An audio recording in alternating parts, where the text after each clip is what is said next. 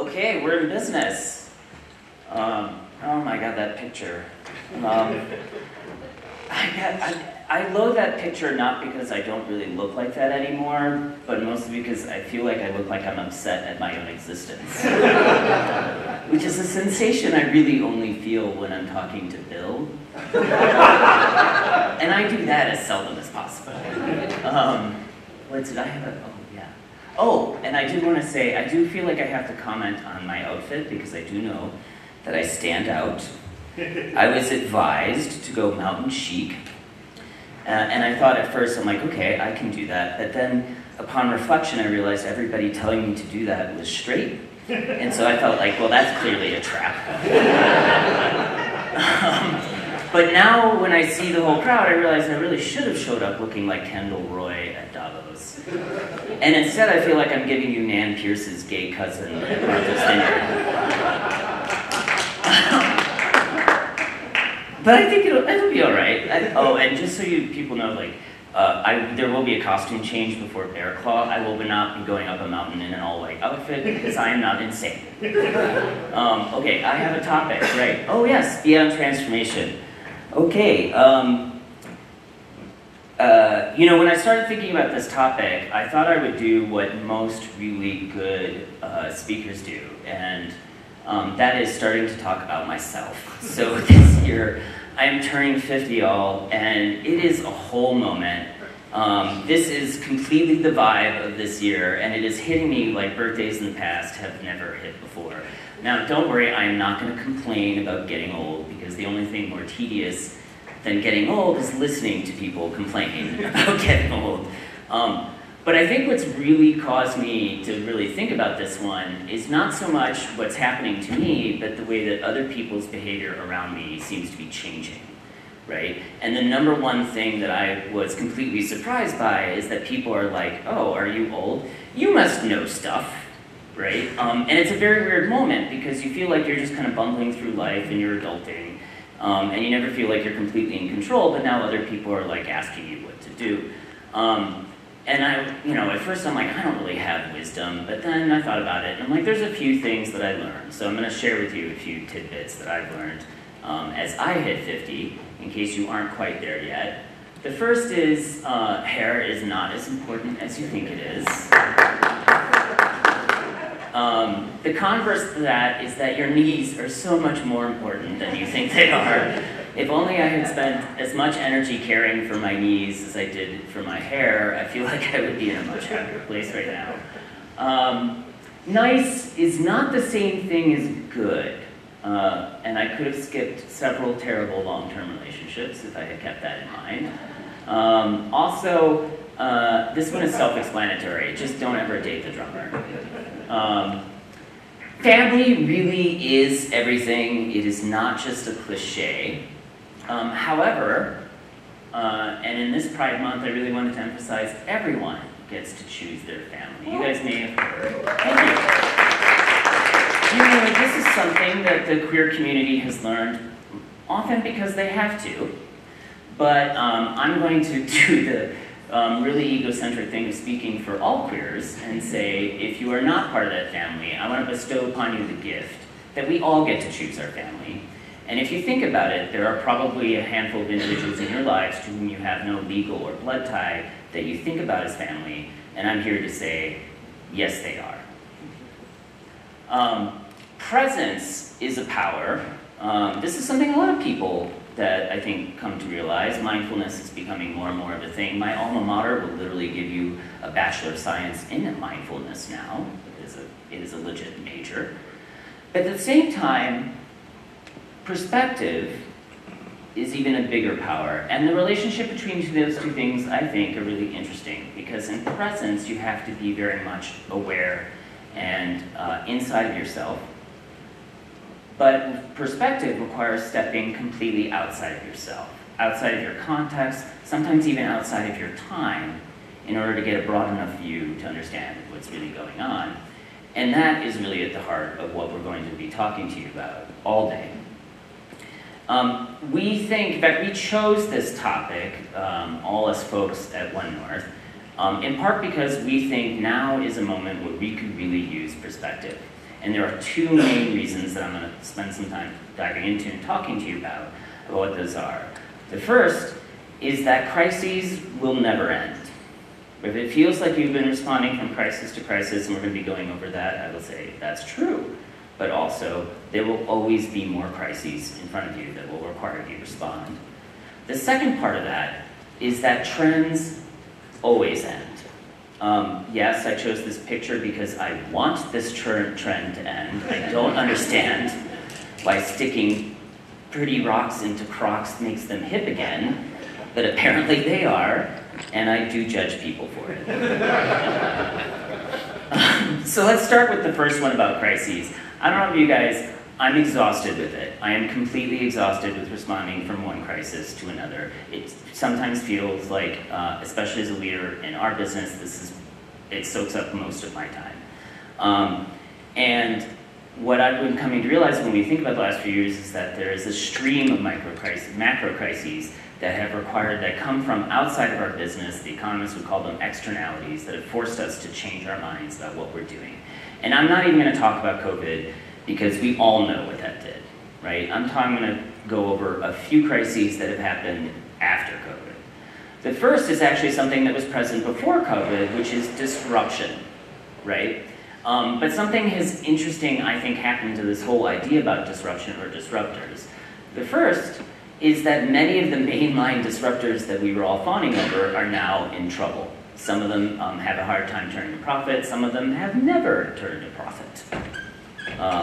And so this whole idea that you should aim to be a disruptor is getting a lot of question marks around it. The second is that things that were supposed to be disrupted out of existence seem to be doing well. I don't know about you, but I'm still doing a ton of email, despite all the technologies that keep coming across saying this is an email killer. I'm still spending most of my day inside Outlook. But it's not just that. The tech industry, the #1 car in America, or vehicle sold in America, is still the F-150 pickup truck, and not even the electric version, right? All the new kinds of automotive technologies have not knocked them out of the top spot. And in the travel industry, in hotels, Airbnb, Vrbo were supposed to knock those out and kind of undo the entire hotel model. Now it's flipped. Those disruptors are in trouble. And people like Marriott are kind of doing their own, I can give you the Airbnb experience, but backed up by the solidity of my brand, right? So industries that were supposed to disappear are actually coming back stronger. And what I think is interesting, I did try to do a little bit of research about what's happening, what if you are getting actual disruption fatigue, which is a term out there, you may have heard it. And the best piece of advice that I could find was, well, why don't you just disrupt more if it's not working? And this tells me that this crisis is really kind of at an end, and we need a different idea for how to deal with what's going on. The second major crisis is kind of the weirdness that's going on with the economy. And it's not even just that the economy is bad.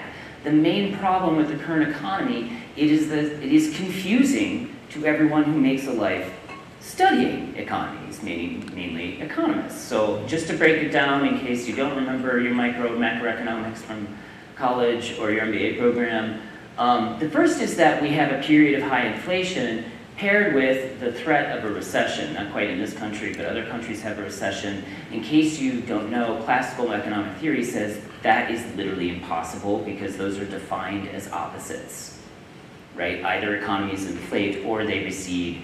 It's weird to have it feel like it's happening at the same time, but that's just the beginning of the story, because we also have a period where corporate profit reports are pretty decent. Outside certain industries, the tech industry is certainly challenged right now. They're not getting the earnings, but other industries, from consumer packaged goods to automotive to manufacturing to travel, even though everything feels really wonky and uncertain, they keep making money. But that's paired with the fact that they are all executing layoffs in some form or another. That's not usually two things that happen at the same time. You pair that with a tight labor market, which means despite all the layoffs that happen, unemployment is still at literal historical lows. And if you have tried to hire recently, which I have, it has not gotten any easier. It is still really difficult. And once you add all those things up and you try to ask an economist what's going on, this is primarily the response that you will get. And I did sneak Bert in because he is my personal mascot, because he's really good at rocking a unibrow, and he's generally an order Muppet, and as the outfit probably clued you in, I am also an order Muppet. So there's one more really weird thing going on these days, and that is what we call Gutenberg moments. Now the interesting thing, and you saw it on Ryan Schulz's slide, is that a lot of those technologies are actually developed pretty incrementally. You can kind of see them coming and you can see them going, at least over a number of years, but every once in a while, a new technology will come around that is a true game changer. And the classic ones, if you go into the history of science and technology that people will mention, is the printing press, the steam engine, and nuclear fission, where it comes along and suddenly, even as it's happening, everybody knows everything will be different. Of course, in this instance, I'm talking about generative AI, and it does feel like a lot of people are trying to get you to panic. I want to go on the record right now to say, I am not panicking, and in fact, I welcome our new robot overlords, and am willing to show them that I will help them succeed and make their lives easier. And finally, Taylor Swift is single again, just when you think she can't catch a break. Right? And then we're going to get nice, lovely albums of actual love songs, and she'll be done with the diss tracks. She breaks up, and the entire fans don't know what to do. And then she broke up again. And now we can't even tell, were we supposed to like this guy that was around for just 1 month? Were we supposed to hate it? And what about poor Taylor? I know that it sounds like a bit flip, but we will actually get Taylor Swift. We get back to her at the end. I do have a point, and I promise it will at least sound sort of relevant. Okay, really the whole point of going over those crises, and the problem when you are focused on the crises, is that when shit keeps happening, the most recent thing quickly becomes the most important thing. And that can make it feel like the world is manipulating you, right? And that you're not being able to call your own shots about what's important or what you need to focus on.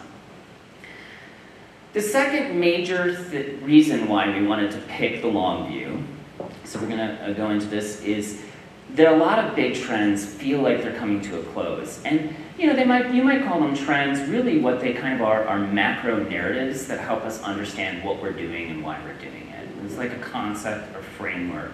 And there's a few out there that feel like they're beginning to play themselves off stage. So I'm going to dive in and talk. The first one is the idea of digital transformation.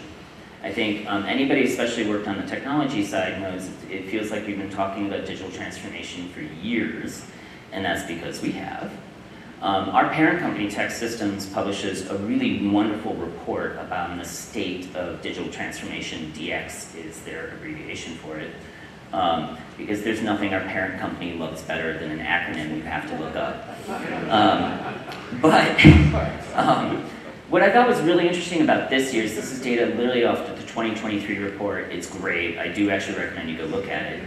What I was struck by is that even the laggards, and that is the people who tell the surveyors that they are bad at digital transformation, seem to feel pretty good about what they're doing, right? Even amongst the laggards, most of them say, yes, our business calls digital transformation a core business strategy. Almost half of them say that their digital transformation efforts are going well, right? And in fact, when you start there, the report goes a little bit deeper and says, you know, why are you doing digital transformation, or what are your digital transformation efforts focused on?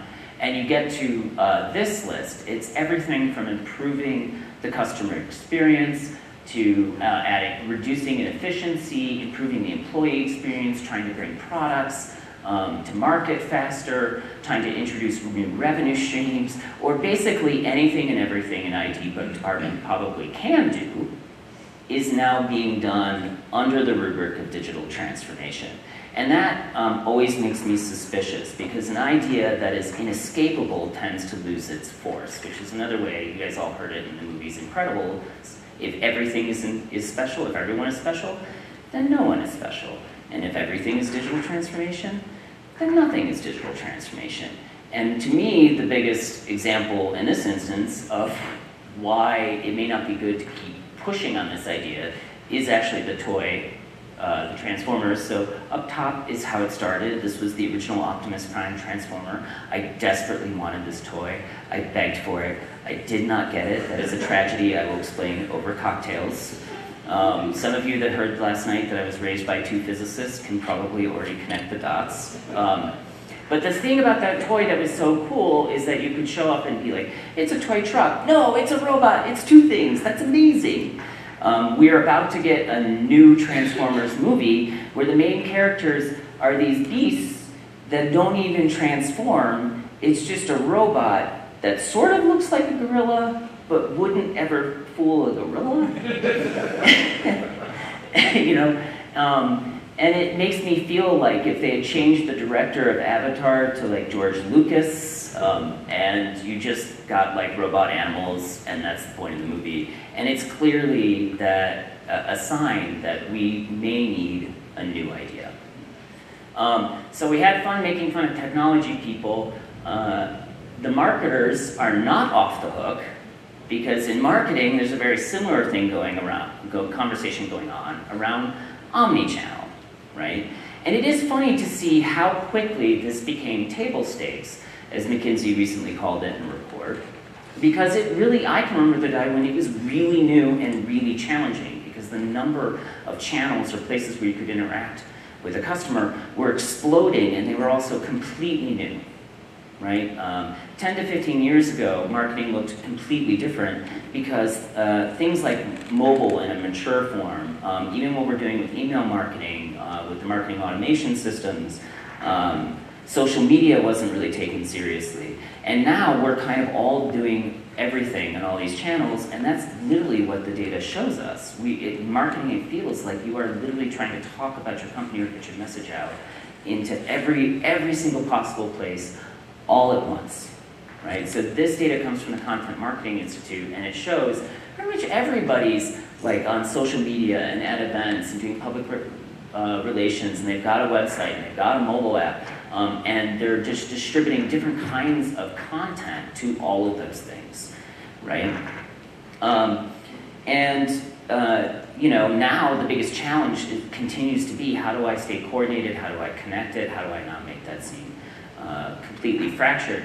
So I was curious, so I did a bunch of research, and I read a bunch of articles, and you should thank me, so you don't have to read these articles, and I was just curious, like, what's going to come after omni-channel marketing? And I looked at a few smaller thought leaders, but I also looked at some big research firms like Nielsen and Gartner, and everybody's talking about what's going to happen in the post-omni-channel era. And they've come up with these sort of core tenets. What they all seem to be recommending is, you know, remember, focus on ROI, try to provide an integrated experience, stay relevant by talking and providing what customers actually need and want, and don't forget to differentiate yourself in order to enhance your brand awareness. And it doesn't take much to sit back and realize that that's literally just marketing, guys. Like, that's not a new idea. That's just what marketers do for a living. So again, a sign that we may need a new idea. And final, I wanted to talk about Agile, because this is, and it's weird because Agile was once a relatively obscure project management technique.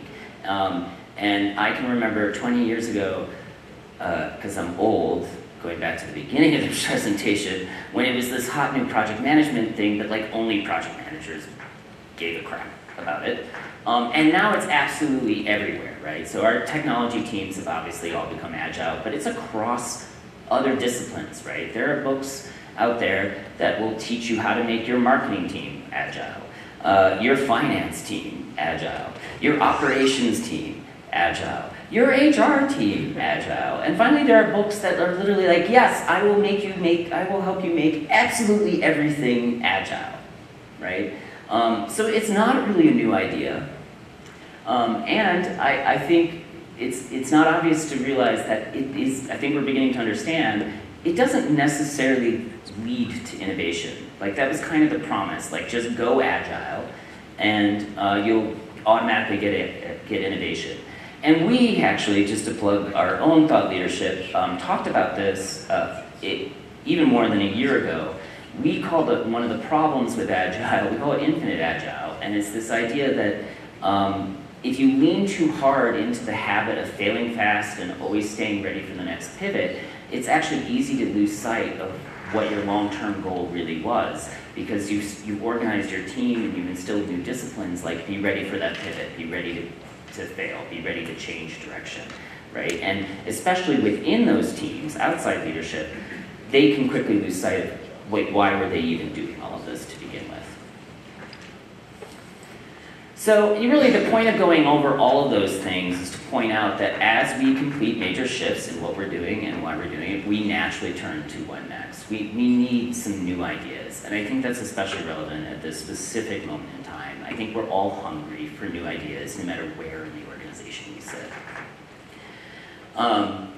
So I want to talk about what I call the wisdom of the long view, and why this is the beginning to the part of our answer. Well, why is the long view one North's hypothesis? We kind of, by putting this event, we put a stake in the ground. We say, we think the answer is in the long view. So I'm going to go begin to explain to you why we came to that conclusion. I'm actually going to go completely outside of business and look at three major historical or social changes questions to show you that there are certain kinds of truths or realizations, certain insights that only show up when you take a step back. So there are three questions out there. Why do superpowers develop in some regions and not in others? So basically, like, why does Europe have, last couple of years, maybe rotating superpowers, but one's never really shown up in Africa, for example?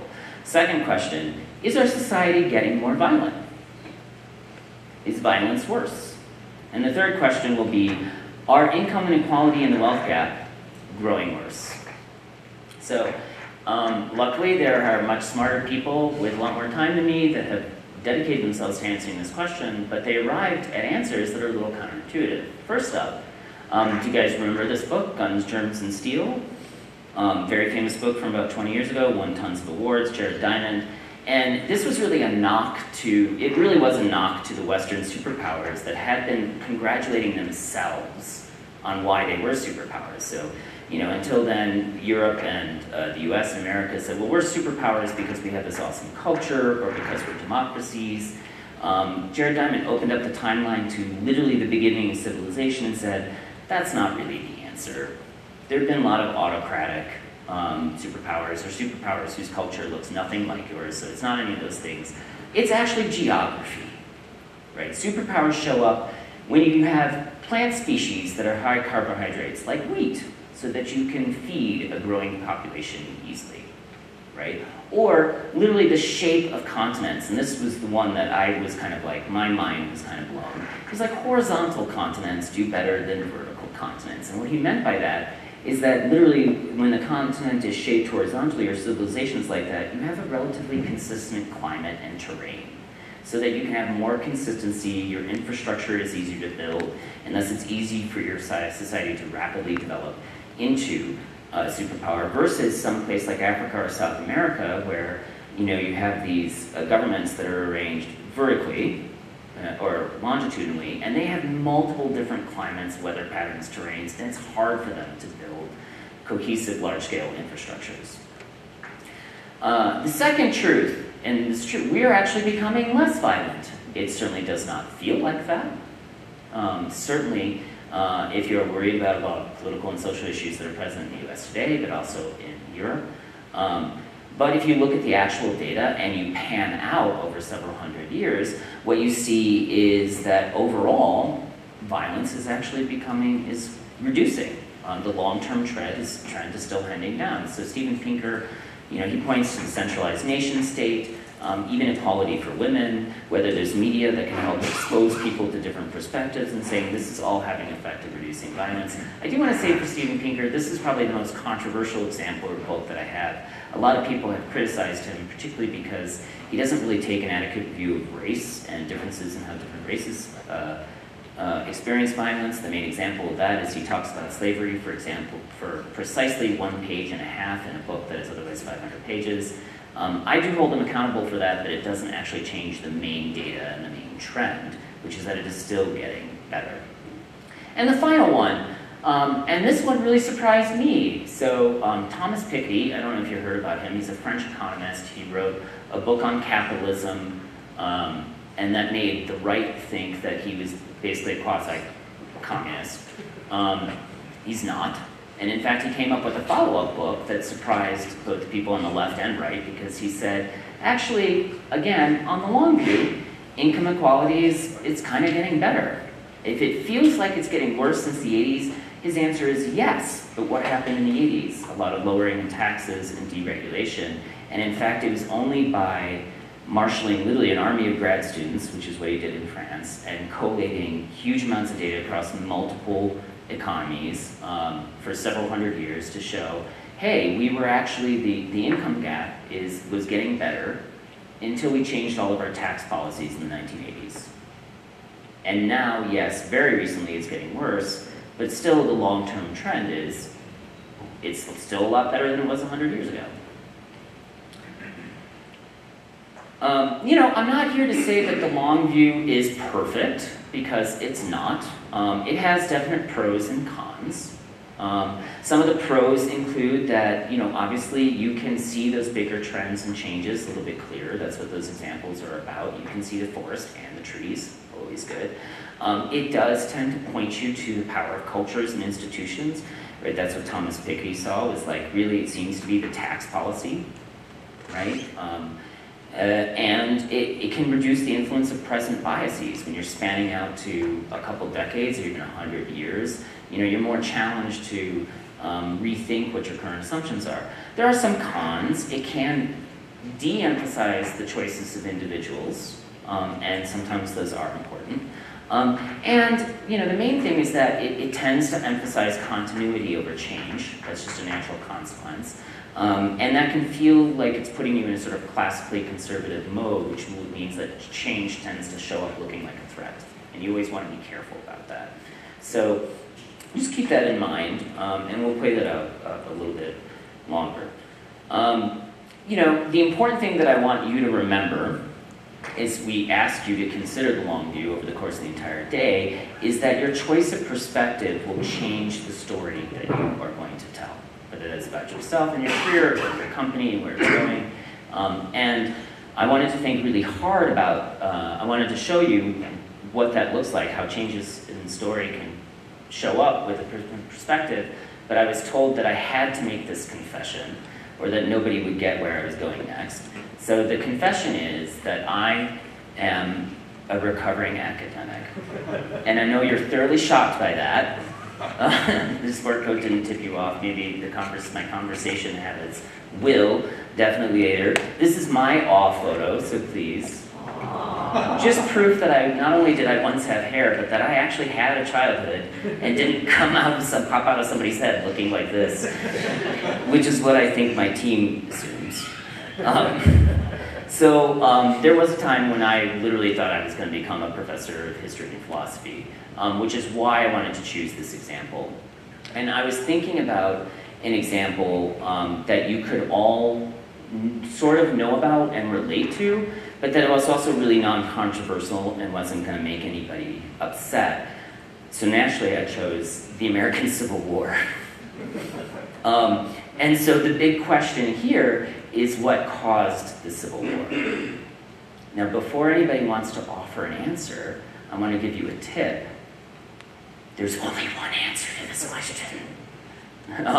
Which is, of course, the slavery of black people in America. I want to say this is one of those controversies, this is pretty funny, that is only a controversy outside the field that actually researches it. So it's kind of like evolution. Like every time somebody talks about the debate over evolution, you have to remember there is literally no kind of scientist for whom that is a debate. That is literally just like the bedrock truth of modern biology. And the same thing with climate change. You will never find an ecologist who thinks that climate change is a debate. They might debate about what to do about it, but it's really only a debate by the people who don't study it. It is still very much the same with the Civil War. There's only one answer to the cause of it, and that's slavery, but that doesn't mean there aren't different kinds of stories. And that's the point that I'm going to tell you, is that even when you start with that one truth, that slavery is the cause, the story, the kind of story you want to tell or can tell changes depending on where you begin and end. So here's some examples.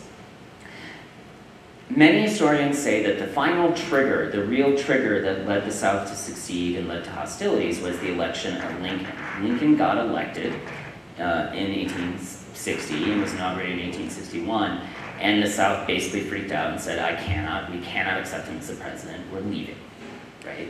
And there are some famous historians that have kind of started their stories around here. You can read books like Eric Foner's Fiery Trial or Doris Kearns Goodwin's Team of Rivals. They're very famous Pulitzer Prize winners, easy to get. And when you tell the story with that kind of time frame, what you get is a story that's kind of about Lincoln, his cabinet, the generals. That's when you're talking about battles and the different strategic choices they make. You're literally talking about the experience of those 4 years in and of itself, right?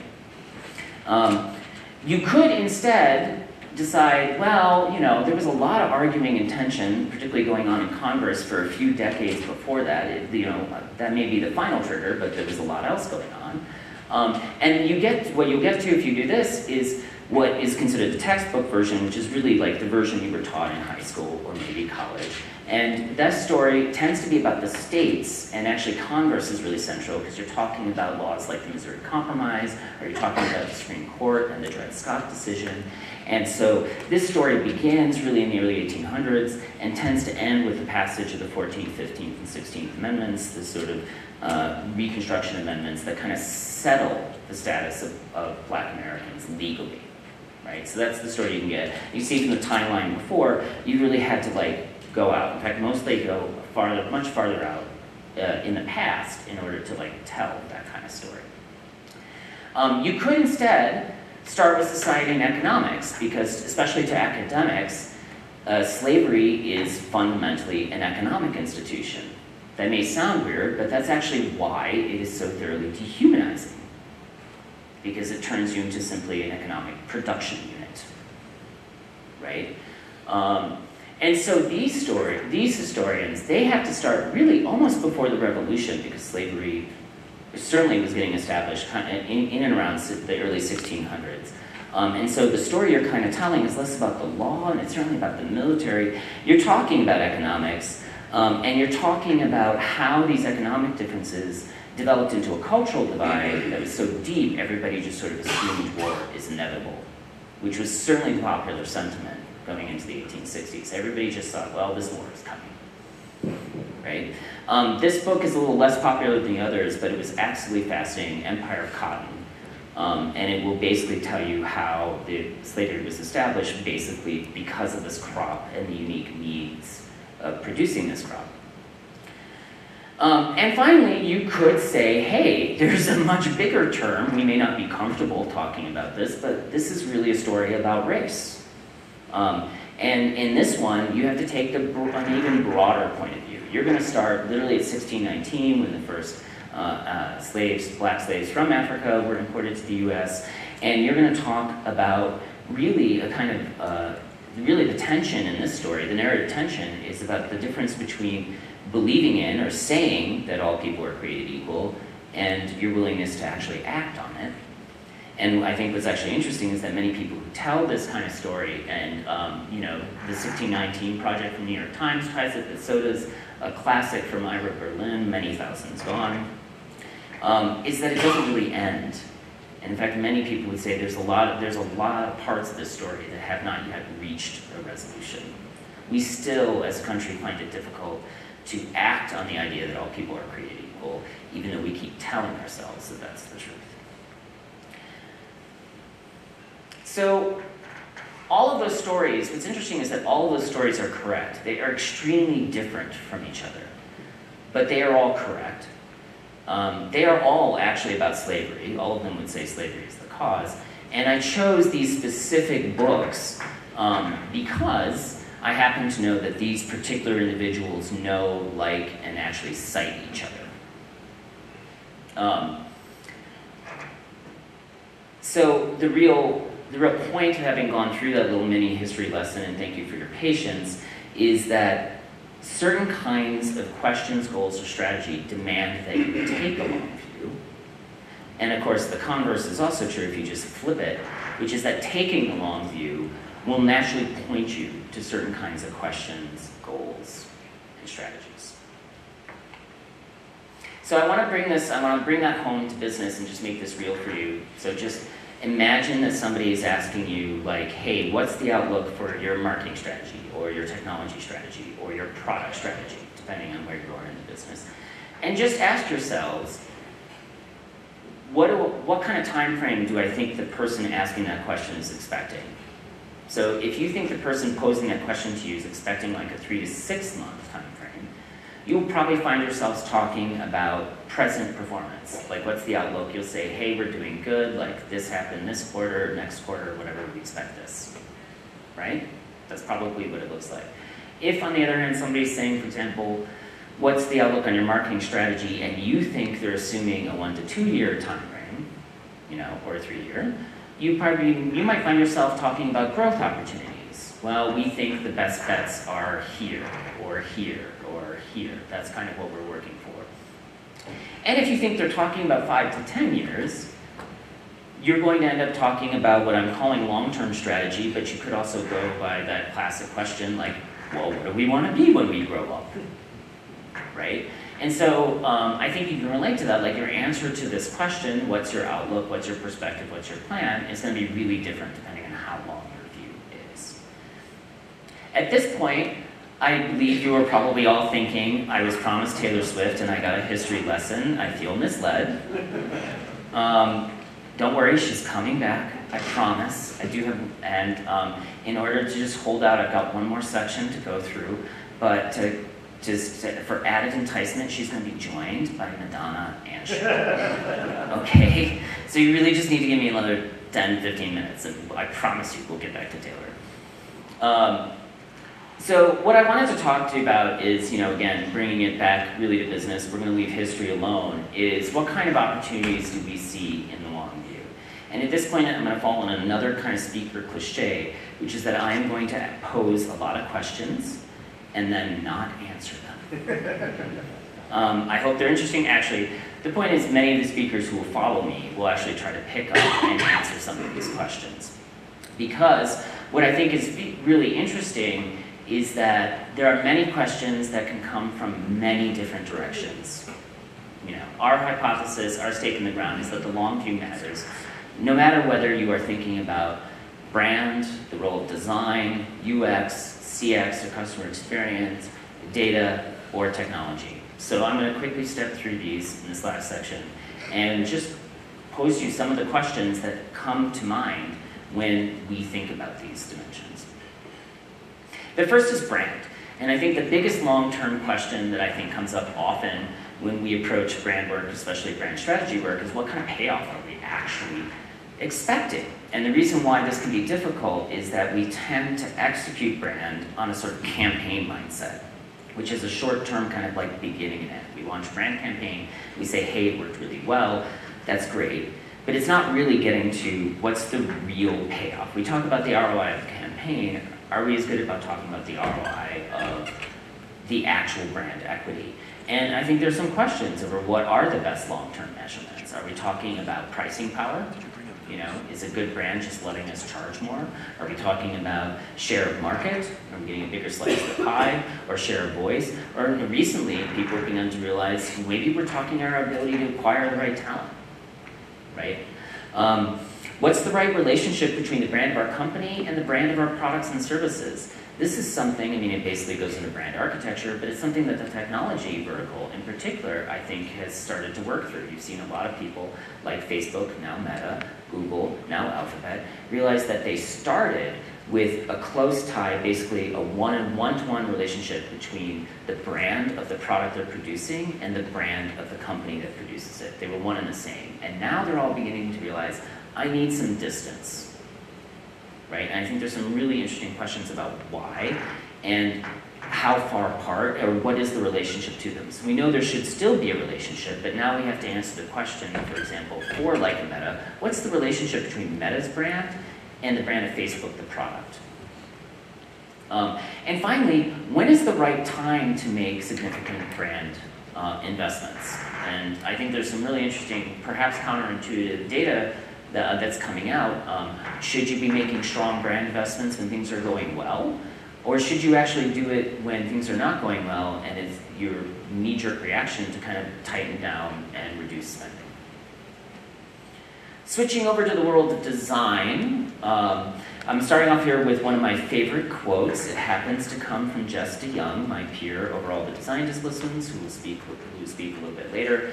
But it basically, she says that design has a job to do, art doesn't. And it really focuses not just her team on what they're supposed to be focused on, but on the point of attending to design within a modern organization. But now there are some questions of what exactly is that job? Like, what are we actually expecting it? We've all seen a lot of data. In fact, I've seen data, articles from places like the Harvard Business Review that keep showing, hey, design is important, you should invest in it, but they're not actually talking about like what's it supposed to do. And we've learned some things, like some questions, of like, well, what's the role of design in our product strategy? Because good design can amplify a product, but we've kind of learned the hard way that it cannot rescue a bad product. And you've probably all seen examples of designs that looked amazing, like Microsoft Zoom, remember that? That did not fly because the actual core product strategy was off, right? So now that raises questions of what do we expect the design to do? There's also questions in this moment as we talk about hybrid experiences. Are we taking full advantage of the actual capabilities in a digital world? You have this amazing ability to be dynamic and to change, but a lot of the design is built pretty static, or it doesn't change very often. And there are new technologies that are even bringing up, like generative AI, that could literally produce new art on the fly and gives us this chance to leapfrog the idea of personalized design to individualized design. That's amazing, but then how do we establish some kind of brand or product integrity in our identity? And finally, are we taking enough risks? We say design is important, but are we really going boldly enough? And is that the reason why some designs don't seem to add the ROI that we expect?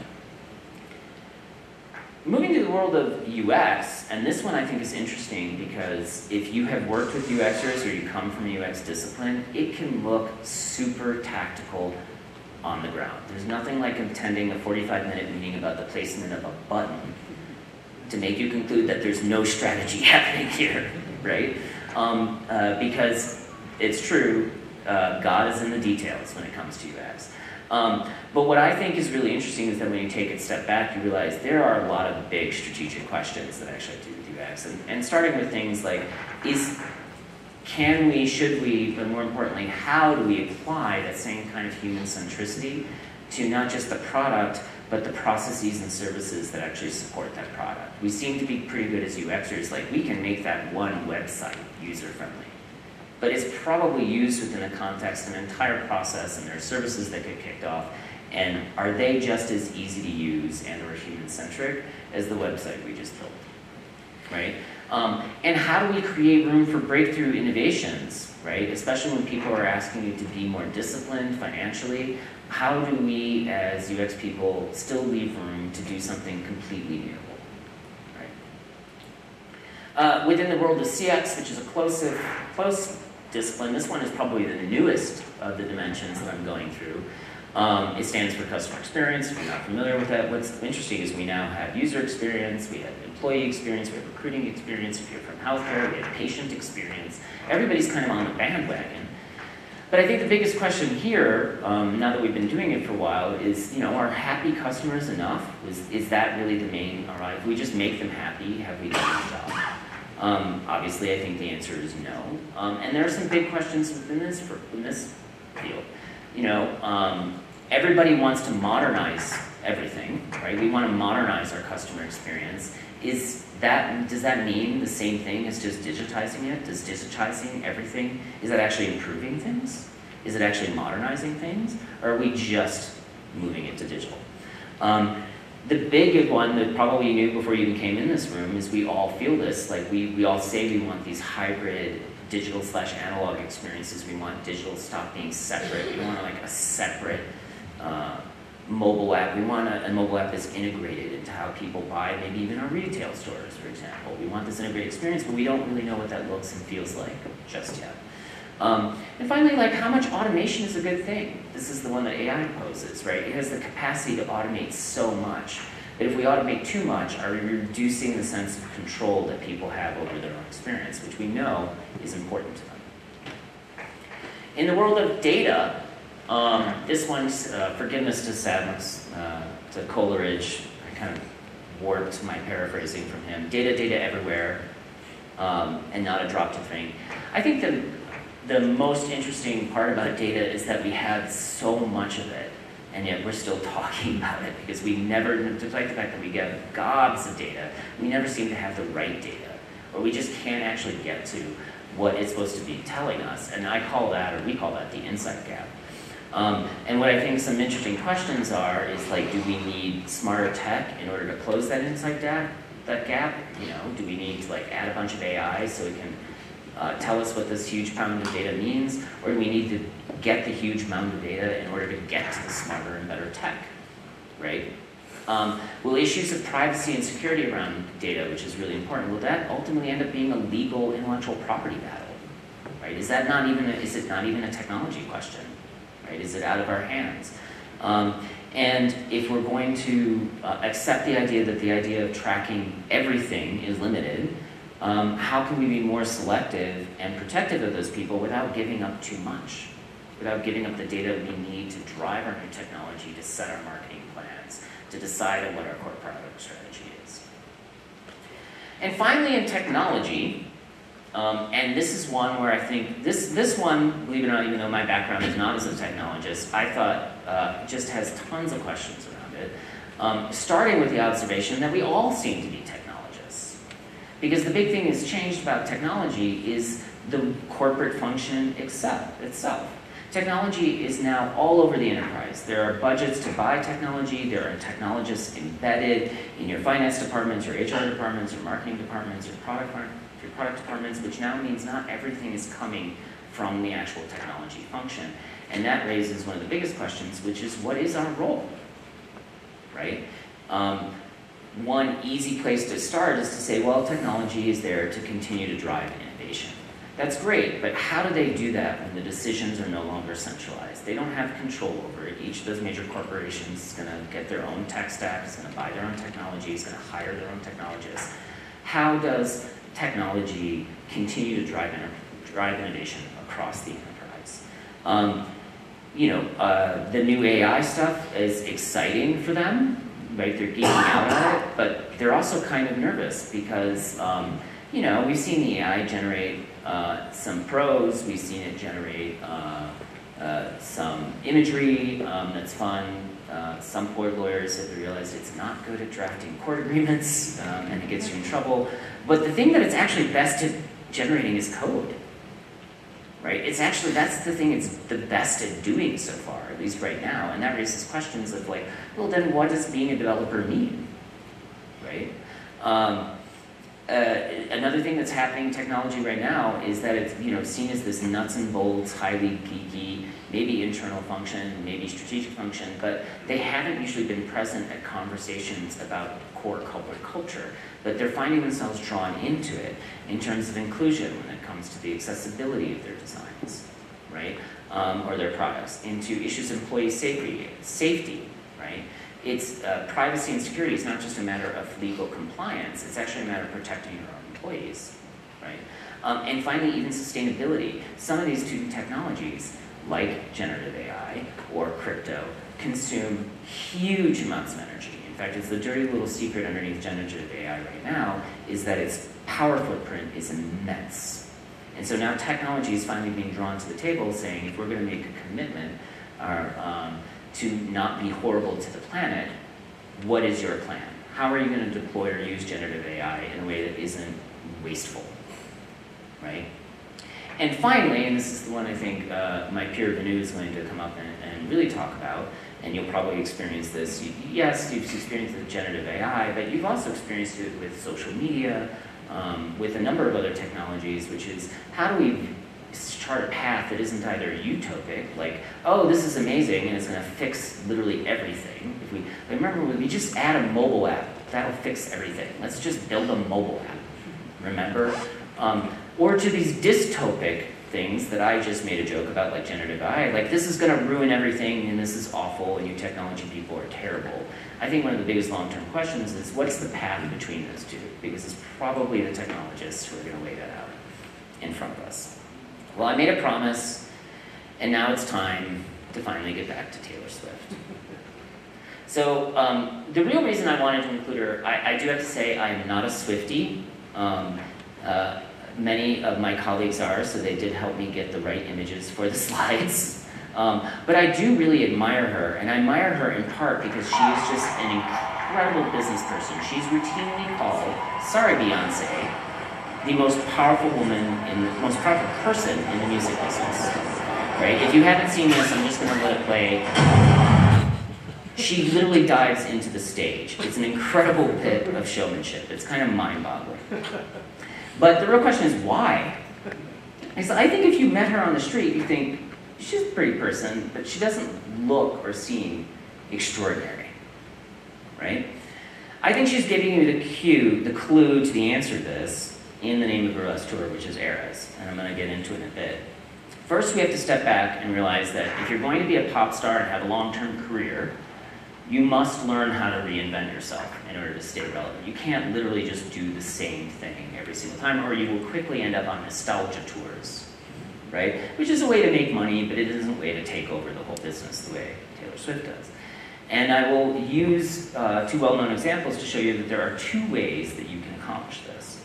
You can either reinvent yourself and think about variations on a core theme, or you can just use blank page innovation. Right? So every single time I'm just going to start with a blank page and I'm going to show up with something completely different.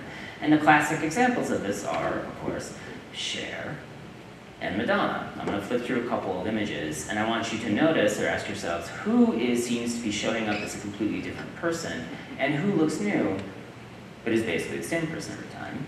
I, of course, telegraph the answer, which is that Cher is the one who's kind of just varying a theme. And Madonna is doing completely different things. She's like a cute little city club kid at first. Now she's a caged Catholic. I don't know what she's starting to do here.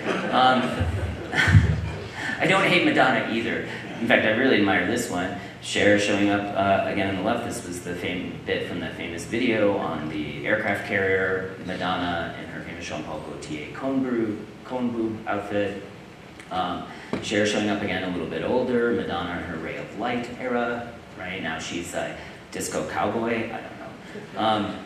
And then finally today, you have these two, yeah, poor Madonna. That's really comment on her plastic surgeon, let's forgive her. But I chose these two images because they're actually dressed similarly. And you know what I think is interesting, I'll go back a little bit, is that you'll notice each step away, Cher's core theme in terms of how she showed up, which is it's always about the hair. It's always about the body. It's always something sparkly, right? She clearly has a core theme, a through line that ties all these very different looks together. Madonna is like, no, her strategy is screw it. Get me a new stylist, get me new clothes, get me new hair. I'm going to do something completely new.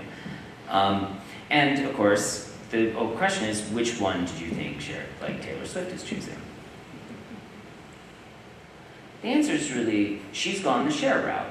Because when she's talking about her eras, and yes, she's setting that narrative on herself and her growth as an individual, these aren't pivots. You know, Taylor Swift's not pivoting. What she's really doing is giving you episodes of a single story that, for right now, is still on the upswing. And you can continue to see this. So if you are very much not a Swiftie, and maybe not even an admirer, and you want to know the answer to why is she so powerful and why is she so successful, the real point of this is that the answer is not in a single song, and it's not even in a single album. The reason why Taylor Swift is so powerful is because of her entire career, or that one long story that she is continuing to tell. Yeah? Don't be shy. No, I have a question. I just not afraid. There are a lot of good things that Oh, thank you. I appreciate that. I will also accept compliments and all. If you have negative feedback, you can give it to me after the event. So I think what's really interesting. Oh, my I think one of the things that got me thinking was, as a strategist as well, working with clients, is they're constantly looking for the new.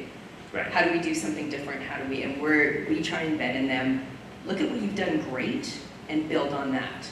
And so the power of continuity, and I was thinking about that before you brought up the Tay-Tay. Yeah. Not fan, but clearly she's, so I'm wondering, when you look at all the changes with AI and, excuse me, and companies trying to constantly reinvent themselves, how do we instill with them the importance of continuity? I think, excellent question, and I think you'll probably hear a lot of answers, maybe some better than the one I'll give you right now, but I hope other people would talk about that. The danger in AI is that everybody's going to just try to do AI, and I'm seeing those announcements where like, we do AI now. Great. As a strategist, I think you show up, and the big question is to do what? To make what better? To improve what? Or if there is an existing product strategy, and I hope there is, which part of this product strategy is this going to further? Right? Because you could see AI, and I think we will see ridiculous examples of AI being added to a lot of things where no one wants it. Right? And so I think that's the core thing that a strategist could do, is rather than challenge it and say, hey, it's either not ready or it's just going to be a flash in the pan. I don't think it's going to be. I think the core questions are focus people on, stop just talking about AI and tell me, what is it going to do? What is it going to improve? Yeah? Guido? More of a comment. Sure. We've seen brands, when you look at Cher and Madonna, and if you look at Cher as she has a theme, I think Madonna also has. Sorry. Oh, it's not actually on. Okay. There you go. Much better. I think Madonna is that promise of constant change. If she doesn't have that focus of constantly changing, then you have a problem. Sometimes she does things different, sometimes it's consistent, sometimes it's this. I think both of them share that consistency of Cher, you know what she's going to do next, and then Madonna, you know that you don't know what she's going to do next. It's the expectation. When expectations meet reality, you have happiness, and I think both of them give you that. Yeah. I think it's interesting in that sense. Yeah, I wasn't really trying to trash Madonna. It is certainly, she's certainly more famous and richer than I am. So she must be doing something right. I will observe, Madonna has more flops. Madonna has albums you don't listen to. Madonna has songs you don't listen to. Madonna has looks that don't get clipped and repeated. I chose ones that were clear and obvious successes, but she's clearly a little bit more comfortable with it. Exactly, she is kind of a pivoter, a fail faster. She's like the startup of the pop diva world, right? Or she's trying to keep doing it. I do think, and the current one doesn't seem to be working very well, which is why I thought it was a great example. It's just like she's not really jiving. She needs the luck of having her vibe match America's vibe at the right moment, right? And she's done that many times, but there's also times when it just hasn't hit. And yet she's still Well, She's still Madonna. And she will say that has been a lyric in many songs. Just so you know. She's very fond of saying, bleep, I'm Madonna. Guto, I was going to say the quote, Kalev, that you threw out at the beginning from Jessica, the difference between design and art. I think there's a truth in that correlates to Cher and Madonna. I think Cher sees herself as a performer that evolves over years. She's certainly an artist. But I think Madonna sees herself as an artist almost more than a performer. She's trying to say something new with every album. The concept is really, truly important. And it can be alienating, right? And I think right now it is alienating for a bunch of people who are longtime fans. She's still going to sell at arenas when she does her giant tour. But I do think, thinking about kind of that difference between design and art and the purpose behind it, yes, they have similar trajectories. But I think the intent behind it varies greatly. And the point is not that she's successful in that, is that brands can. Thank you. I think brands can do that. What they can't is, maybe she lost the Madonna-ness that is the string between all those different things that they do. Yeah. And you see brands do that all the time when they everything connects, and suddenly like, really? And then I think you're right. I mean, you could also look at the fan base, and I'm very glad I showed examples I'm familiar with. That's a good tip to myself. Cher fans are fans forever, and they're fans of everything they do. But Madonna kind of has to find a new fan base with every single album because of that strategic choice of how she goes about it, right? Because everything's so different. I remember when Ray of Light came out, and the reception was mixed. It was huge, but what she was actually doing, maybe this is part of it, she's going after a new fan base. She didn't want the fan base she had in the 80s, because, I don't know, they're boring old middle-aged people by then. She wanted the new club kids, so she reinvented herself as a disco cowboy, right? Cher, I think, is a lot more comfortable bringing literally the people who grew up with her along and just showing a newer, more modern version. And that's really the choice that I think you have with your own businesses. It's like, what are you doing? Nancy, you got the last question? Oh, okay. So this was something that really bugged me, or that. Oh, I'm sorry. No, not you. Why are brands and companies starting to split from the brand of their product? And the thing that bothered me about that is that healthy? Does that give the parent the opportunity to get away from their core values and get away from that long view? You could hire us and we'll figure it out. It's such an excellent question, Nancy. And the answer is it's not right for every company. I just think it's interesting to see a wave of company realize that the extreme closeness wasn't right for them. And I think with Facebook in particular, which is a classic example, I thought it was a smart move. I don't like the name, but I think it was smart to open up some space because they realized I don't want to be known I need permission to do more than just this, which is often how it starts coming about, right? You're either going to find a way to fit into a brand that makes sense, or you're going to say, I need some more space. And Google is doing the same thing for the same reason. There will ultimately, Google is literally, in a year, it will look very different because of AI. It needs to find a story and a reason for existing that is not about searching. So with that, Nancy, let's make sure we get that up on the board. That's great. Yeah. Last with Tara, then I was we'll just go going break. to kind of go back to your role as strategist, and Yeah. when you take that long view and you have an idea of what that might look like, how do you, along the way, monitor, scenario plan, track the headline? Like, what are the things that you do to kind of make sure you're still on the right path? Wow, another really good question. I'm not sure I know the complete answer. I will say, I'm going to fall back to a definition of strategy that I borrowed from Louis Gaddis, who's a lecturer at Yale. He used to teach us. You can actually download and watch it, the entire course on brand strategy. His version is actually military, but he has this definition of strategy that I think is really applies everywhere. And it's simple. There's two parts. You need a vision, or a sense of where you want to go, and that usually shows up in the form of a narrative. And you need to really remind yourself and care for, update that narrative when it is. It usually shows up as a story about where you want to go and where you want to be. And then you also need a plan or a way to get there. And the number one mistake that I find with the strategy where people stumble is that they neglect or forget about one of those. And actually bringing up some of those. So it used to be in strategy, when I say used to be, I would say maybe 10 years ago, that we were working with people that knew their vision but didn't have a plan. So it was really, being a strategist was being a really good planner. Like, okay, we'll find a way to get you to there. To show up, I know what I want to be, I just don't know how. Lately, in particular, that infinite agile idea is tied to people who are stuck in this, where they've gotten really good at executing and they're really good at planning, and they've suddenly lost sense of where they are, what they're actually, why they're doing it. And I think lately, the COVID actually threw a lot of companies into that kind of existential thing, which is, why are we actually doing this anymore? What is the story? So my answer to you is really, you have to keep an eye on both of those. You have to care for, curate, and maintain, if your job as a strategist, knowing the story and fitting things into the story, or changing and updating the story when it must. And the same thing with a plan.